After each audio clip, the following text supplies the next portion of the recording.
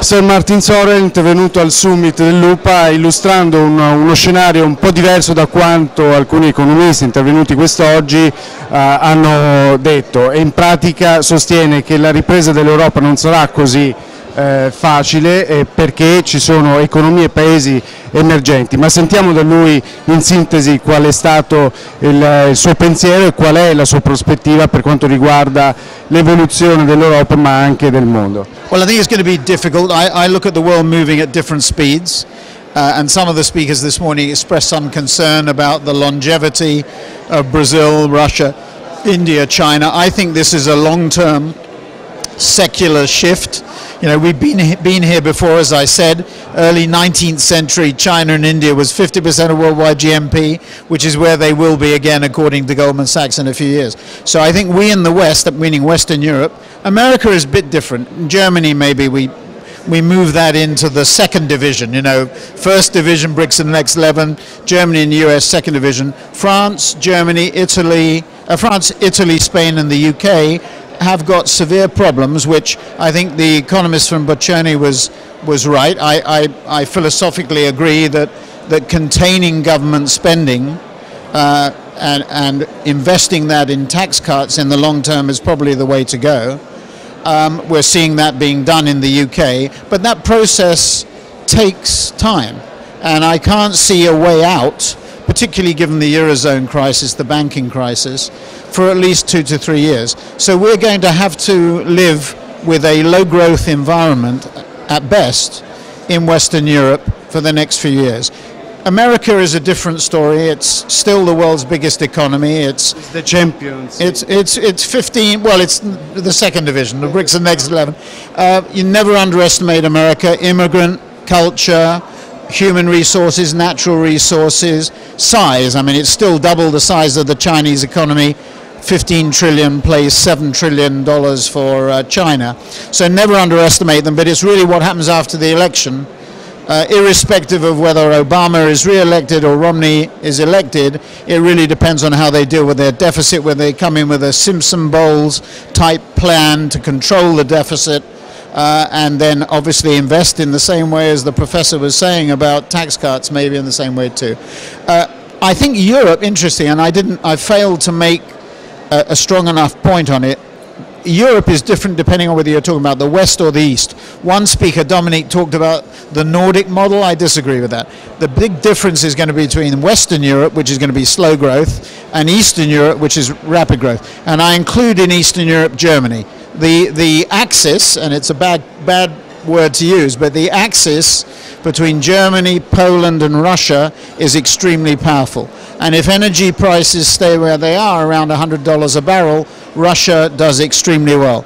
And if Putin reorganizes and looks at the long term, reorganizes government and looks at the long term, I think Russia is going to be in a very strong place with Poland, with Germany. So the eastern part of Europe, just like the world is going east, I think Europe is eastern bound as well. Now, having said all that, what we need, and it's apple pie and motherhood, is strong leadership. I look back to the 1980s when I was still around, and people said Japan was going to win, America would get crucified, and along rode Ronald Reagan literally on his horse to rescue America, and Mrs. Thatcher did a very good job in the UK. Whatever you think about her politics, I mean, she had a vision. She had a strategy, she implemented it. What we badly need in Europe is a similar vision and strategy to take us forward. Political union, maybe. Well, you know, there's a debate about that in the UK. There is concern about the level of bureaucracy, the level of cost. No country manages. I think back to when we were trying to get regional European management into companies, no country manager liked having reporting to a regional head. So it's a bit like that. I am worried about bureaucracy. I am worried about cost in a European context. But if you look at the power blocks, the US or the Americas, the Eastern power blocks, whether it be China or India or indeed Russia, we have to have a countervailing force. And as one of the speakers said, there is a European, I think Dominic said, there is a European, I disagree, there's not that strong a European identity that I've noticed, but there is a willingness to form a bloc. I mean, the EU is 496 million people. It's $17 trillion. I mean, it's the biggest economy taken as one. So there's bags of potential there. The problem is getting everybody to sing off the same hymn sheet. But, you know, there is hope, because Angela Merkel did say that never in her lifetime, and she's not dead yet, and she's reversed her position. So we'll see what happens. What do you think about Mario Monti, the leader of Italy? I've known him not well, but, you know, I've known him in previous existences. He's always been very thoughtful, very helpful to me when we were building our business, and gave us good advice. Really? Yes, when he was at Goldman Sachs. No, he was at Goldman Sachs, advisor to Goldman Sachs. So I think he's very strong, and I think a very good, obviously technocratic leader. He hasn't been elected, and I think he's doing the right thing. But he is reliant on Europe. And he's reliant on developments in Europe, so he's in a very difficult position. I think he's done as much, and Corrado Passera and others have done as much as they possibly can, but, you know, turkeys don't vote for Christmas, as they say. Politicians are in business to be re-elected, not Mario actually, but or not that Mario, or not both Marios, I guess. But they're not in business to for the long term. They're in business to be elected, and that's the difficulty, because as the professor pointed out, the Schroeder reforms, which were critical in terms of the labour market, resulted in him being removed from office. But what he did for Germany was structurally very good, and we have to get more flexibility into the labour markets. What do you think about the Italian market in terms of advertising communication? We've done quite well here. You know, we have 2,200 people here, mainly in Milan and Rome. We have a business $400 million of revenue, and we're actually back above where we were at Lehman, so in 2008.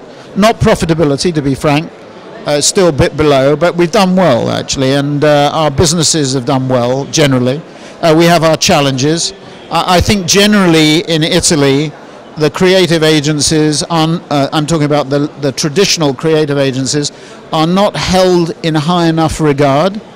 I think they can deliver from the client side. I think they can deliver more value. There is too much of a procurement-led approach to, big ideas, as David Ogilvy and James Walter Thompson and Young and Rubicam and Gray and Edmire Gray have pointed out for many, many years, Raymond Rubicam and others have pointed out for many, many years, that big ideas can lift the top line. And as I said in the prepared remarks, the clear evidence is that companies that invest in brands win, those that don't lose. And they win at the top line level and at a bottom line level. So I think it's critically important to maintain that investment. If clients want to reconcile the fact or feel more comfortable that they can reduce spending if times get tough, fine, we disagree with that.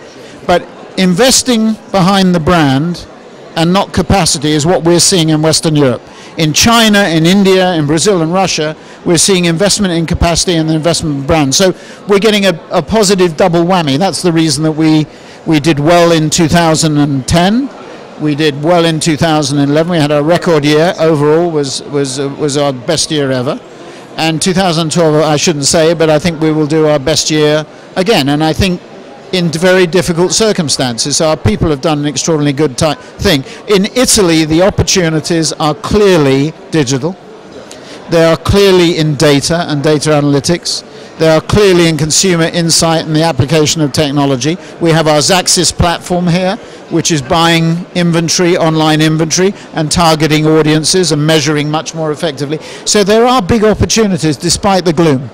Where you hear the worst is the traditional media. Obviously, press is under pressure, television is under pressure, but we're working very hard with the media owners to come up with innovative content packages and integrated approaches that work across all media, and that's the opportunity.